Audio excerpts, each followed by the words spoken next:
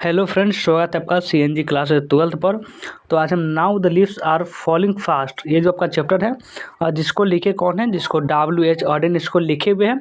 तो इसी चैप्टर का हम शॉर्ट नोट्स पढ़ने वाले हैं, यानी जो आपका सीरीज चल रहा है 5 मिनट में इंग्लिश की तैयारी, उसका ये जो आपका पोएट्री सेक्शन का ये तीसरा वीडियो है। इसमें तीसरा जो आपका चैप्टर है, इस पर हम इसको समाप्त करने वाले हैं मात्र 5 मिनट में। इससे पहले हमने प्रो सेक्शन का पूरा जो हमारा चैप्टर है 11 चैप्टर सभी का समाप्त कर चुके हैं। इसका प्लेलिस्ट का लिंक हम डिस्क्रिप्शन में दे दिए हुए, आप वहाँ से जाकर सभी चैप्टर का तैयारी कर सकते हैं। बहुत ही लगभग 1 घंटा में तो आपका 11 चैप्टर क्लियर हो जाएगा, तो बहुत ही कम समय में तैयारी कर सकते हैं। आपका भी समय भी बहुत बच जाएगा इससे। तो चलिए हम इस वीडियो को स्टार्ट करते हैं। सबसे पहले हम अबाउट पोएट पढ़ेंगे। अबाउट पोएट पढ़ने के बाद उसके बाद हम क्या पढ़ेंगे, तो इसकी जो बुक जो इनकी किताबें हैं उसके बारे में पढ़ेंगे। उसके बाद हम इस पोएम के बारे में पढ़ेंगे और उसके आगे हम पढ़ेंगे इंपॉर्टेंट लाइन जो कि एग्जाम में अक्सर पूछे जाते हैं। ठीक है, अब देखिए हम स्टार्ट करते हैं। देखना, सबसे पहले देखिए आपका नाम क्या है, आपका लेखक का नाम क्या है, राइटर का नाम है आपका W.H. ऑडेन। और बॉर्न इन, जन्म कहाँ हुआ था इनका, मतलब जन्म कब हुआ था इनका, तो जन्म हुआ था 1907 में, तो यानी कि 1907 में। और कहाँ हुआ था बात करें तो ये इंग्लैंड में हुआ था। ठीक है, इंग्लैंड। इसमें हम देखेंगे ना, बहुत सारे राइटर हुआ ऑलमोस्ट कहा कि वह इंग्लैंड के ही होंगे।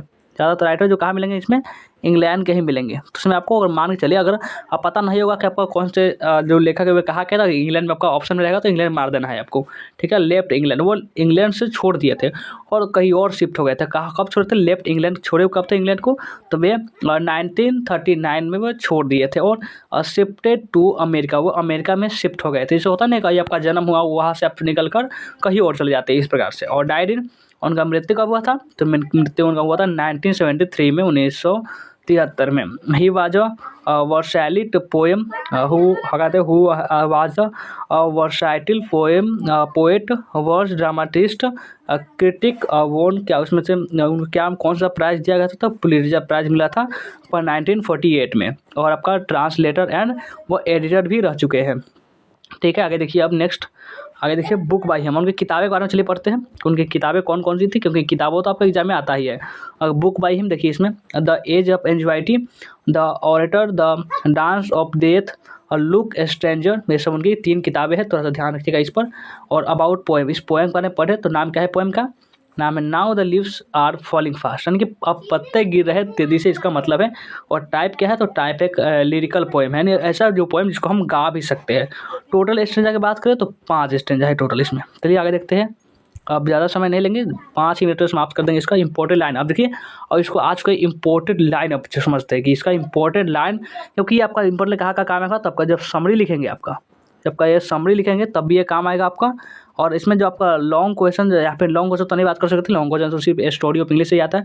शॉर्ट क्वेश्चन बनाएंगे और अब एक्सप्लेनेशन बनाएंगे, तो उसमें आपका जो इंपॉर्टेंट लाइन वाला जो है ये बहुत ज़्यादा आपका हेल्प करेगा। तो चलिए समझना स्टार्ट करते हैं इंपॉर्टेंट लाइन का भी, और ऑब्जेक्टिव में भी आ सकता है।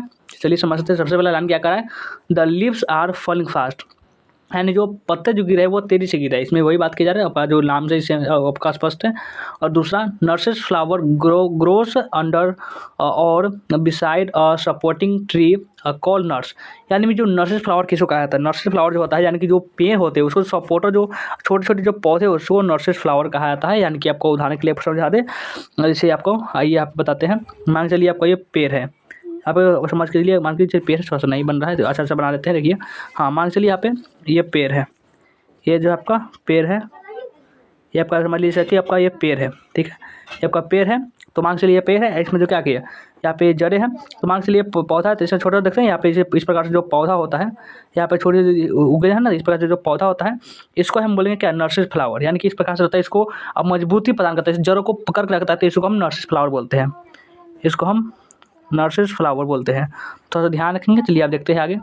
इसको देखिए, तीसरा लाइन क्या करा है कि palms is for a wheeled baby carriage, यानी कि जो उसमें को बच्चों जो छोटे से देखे, छोटे से बच्चा जो होता है इसमें धर दिया जाता है और गाड़ी से चला दिया जाता है, वो गाड़ी के बारे में बात कर रहा है कि पाम्स गो रोलिंग ऑन, यानी कि जो बच्चे के बाद जो गाड़ी था वो चलता जा रहा है। इसमें ये इशारा किया जाता है कि जो इसमें सही मतलब में अगर समझा जाए तो इसमें ये बताया जाता है कि जो बूढ़े जो लोग हैं वो मर रहे हैं और नया जो जनरेशन है, जो बच्चे हैं वो अब बड़े हो रहे हैं, वो अपना सत्ता संभाल रहे हैं। यानी कि अब अपने जो पहले जो लोग काम करते थे वो संभाले, यानी कि जो आगे की जनरेशन जो है पहले वाला वो खत्म हो रही है, नया जनरेशन आ रही है, इसी की तरफ ये इशारा करती है।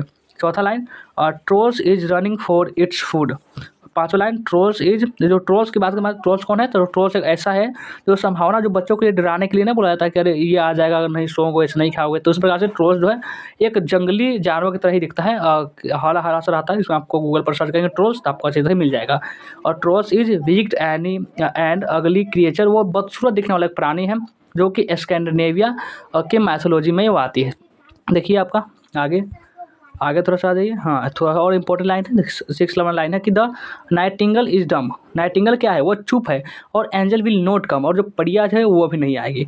और 7वां line travellers are blessed by white waterfalls, क्योंकि वाइट वाटरफॉल्स जो झरना उना है वो क्या कर रहा है, जो यात्रियों को, जो ट्रेवलर्स है उसको आशीर्वाद दे रहे हैं। और 8वां लाइन हिस्फेरिंग नेवर्स, विस्पेरिंग नेवर्स, सॉरी विस्पेरिंग नंबर होगा, यानी मौत के जो दूत है वो विस्पेरिंग नेवर्स आर मैसेंजर ऑफ डेथ, वो मौत के जो दूत है वो फुसफुसा रहे पड़ोसी के कानों में।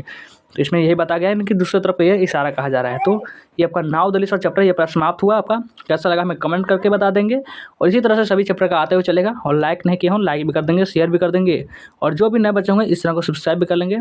चलिए वीडियो को एंड करते हैं, मिलते हैं फिर नेक्स्ट वीडियो में।